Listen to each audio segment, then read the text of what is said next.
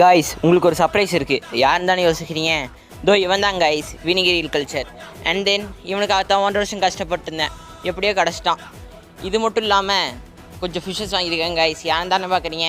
2 female பீட்டாக வாங்கியிருக்கேன் guys. சூப்பராக இருக்காங்க, 1 மந்த் க்ரூம் பண்ணணும்.